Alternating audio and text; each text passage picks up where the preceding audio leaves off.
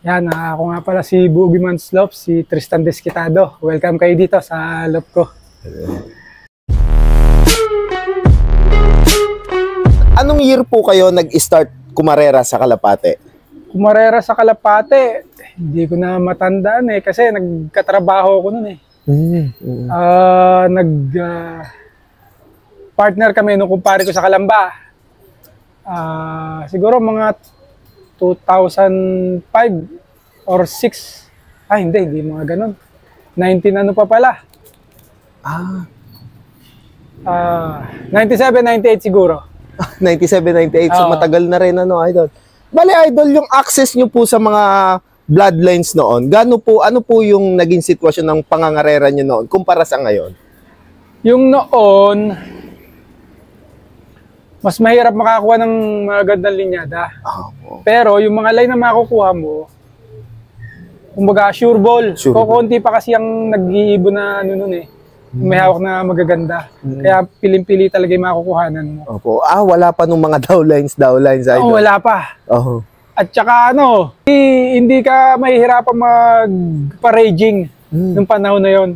Kumbaga, pinakamababang ligid ng ibon nun, mga 1 oras, 2 oras, talaga nawawala ibon. Ngayon kasi habang tumatagal, paigsi ang nila. Siguro gawa ng panahon, bago-bago na rin kasi panahon dito sa atin Opo. Kagaya ngayon, sobra init. Opo. Nakakaraan lang, ulanan. Ulan na ng ulan. Susunod na linggo siguro, ulanan na naman. Yun ang nagiging kalaban natin ngayon, yung panahon. Panahon na po talaga. Kaya yung sakit ng ibon, nagiging unpredictable na din. Opo. Kumbaga dati, ibang-iba po yung pang racing days nyo noon. Oo, ang daling maggamot ng ibon noon. Hindi pa ganun ang sakit. Ang pinakamalalalan talaga noon, yan, yung paramixo, ng kalaban mo. Ang I-cold, hindi rin basta-basta yung malala. Madaling gamutin ng ibon noon, talagang malalakas. So yung volume ng nangangarera dati, gaano na po yung ikinalaki kumpara sa ngayon? Malaki. Gawa ng ang dami ng magagaling na nagkakalapati ngayon, mga pa-newbie. Opo.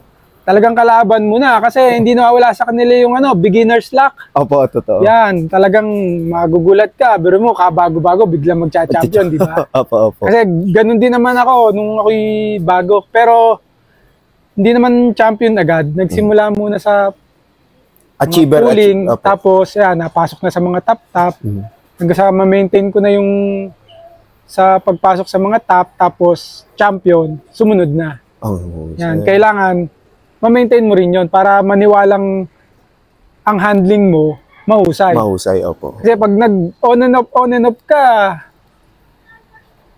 wala ang ng ibon mo, paiba-iba. Kumbaga, hahanap ka ng panibagong linyada. Opo.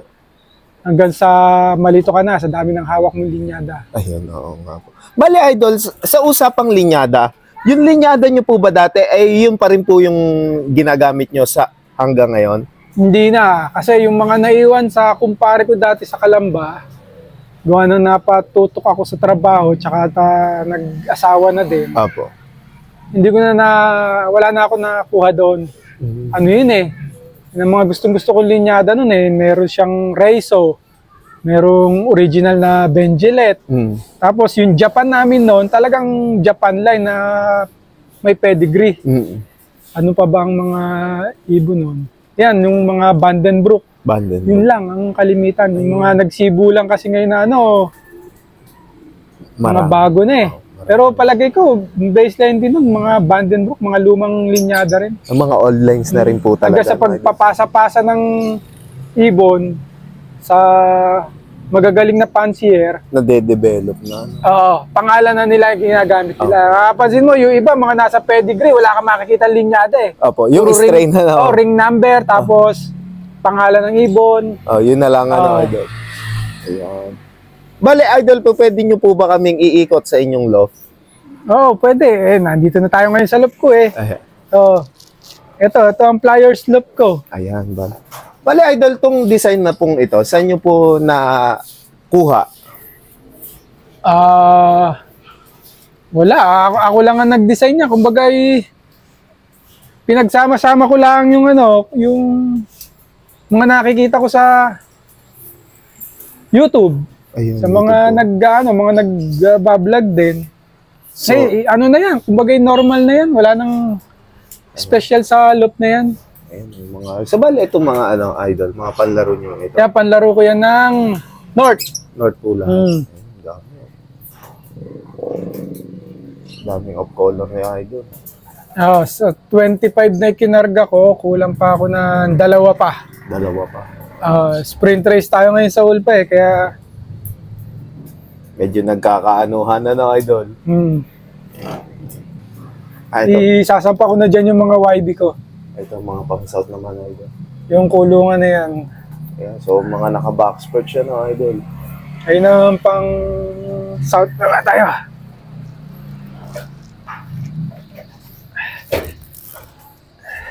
So mga pang south ko, iakyat ko pa yan.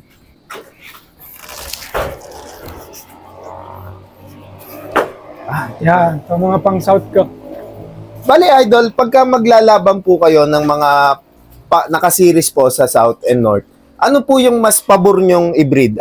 Late breed po ba o early breeding? Sa akin, late breeding ako eh. Late breeding po. So halimbawa po, South, ano pong buwan kayo nag-i-start mag-breed?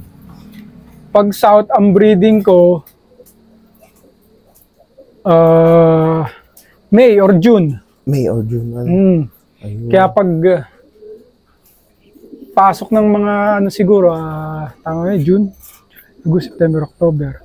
Start ng training, mga na sila, nasa 4 to 5 months na. 4 to 5 months, idol. So talagang as in, batang-bata, idol. Mga 4 months, gano'n. Kasi halos 2 months bago ko sila pa-alpasan eh. Po. Pinalilinaw ko muna mata nila. Mas ako sa tawag dito, overfly pagka ganun. Pagka yung malabo pa yung mata nila. Pagka malabo pa ang mata, kumbaga mas sabik silang lumipad. Opo. Yung paglayo, Hindi na nakakabalik. Bali, idol, dito po sa inyong loop, may ilang bloodlines po kayo na mine-maintain sa ngayon? Sa ngayon, ang mine-maintain ko ay yung line ng mga winner ko. Yung Lupin Cross, Benito Goke. Ayun po talaga. Yan ang hindi ko pinawawalan eh. Tapos meron din akong Vandenbroek. Meron akong yung latest na Tensil. Emil. Di ba? Na galing sa tropa kay Rodel de la Cruz. Ayun. Kinuha namin yun, Sampares. Tapos, yung anak noon, magkapatid yun eh, inilaro ko kay Master Pogi. Tumapos naman yung isa. Yung nakatapos na yun, ginawa kong breeder, binalik niya sa akin. Apo. Yun, nag-produce ng overall ng South. Ang galing idol. Na ipinaris ko doon sa ibon ng tropa kay Denmark Domingo. Na yung si PXE ko tawagin namin. Ibon ni ni RP Rodriguez. Din po. Ayun. Sa mga nag-iibon, kayong mahihiyang sabihin ng linyada ng ibon nyo. Totoo. Kumbaga, respeto natin yan sa kanila. Sa mga pinanggalingan. Pinanggalingan. Hindi ikaw na yung nag-breed, ikaw na yung tawag dito, nag-mix ng bloodline. Meron ka pa rin, kumbaga, sa kanila, utang na loob. Kasi senior nila yung ibon sa'yo, kahit pa binili mo yun ng mahal. Kasi nandun na tayo eh, negosyo nila yun eh. Kumbaga, binili mo ng mahal. Pasalamatan mo pa rin kahit pa paano. Kumbaga credits, credits. Sa akin, kung hindi mo po pasalamatan, okay lang. Kasi nakakarating din naman sa akin kung kaninong ibon yung mga napapatapos nila ng Tacloban, yan. May mga chat o ganto nabot. Salamat. Pagbutihin mo para sa susunod mas maganda pa. Mas maganda pa mag-resulta. So bali idol po, pwede niyo po bang ipakita sa amin yung mga naging achiever at naging winners yung mga breeder po nila? Naging winner ko na ginawa ko ng breeder.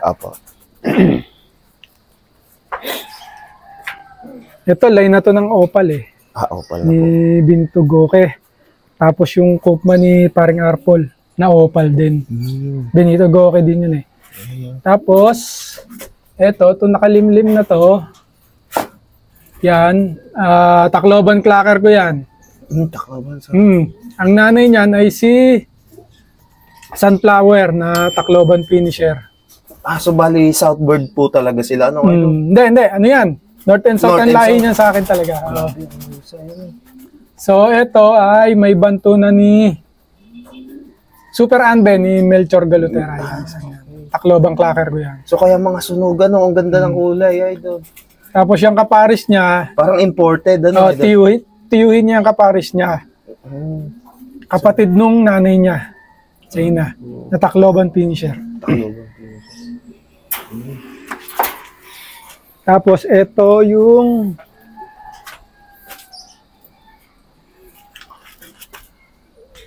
nanay ng yan. Nanay huling winner ko ng Ulpa. Third overall sa national, tapos first overall sa Batangas. Yan yung sa tropa, ibon ng tropa yan. Ito na si PXE kung tawagin nyo, si idol. PXE. Gandang ibon, ano. So, bale ito, idol, yung pinaka-base bloodline niya po, sila na po yung ano nyo, Yung... mga lihitin mo yung ginagamit, idol. Hindi, bago lang yan, late lang bago yan. lang. Oh. Tapos producer agad. Nag-producer agad. Galing. Sa ibon, pag ang kumbagay maganang kamay mo, meron mga ganun eh. Opo. Anong mag-handle ng ibon. May konting swerte. Opo. So, mabilis yung buenas, ano, idol? Kumbaga, magaan na yung uwi ng ibon, parang ganon, idol. Parang ganun. Kumbaga, yung nature mo na maano sila. Malapit, ano, idol. Ang dami ibon ni idol. Ito, stock love ko to ng kak. Kak po. Kak yan, parehas. Magandang ibon, ano.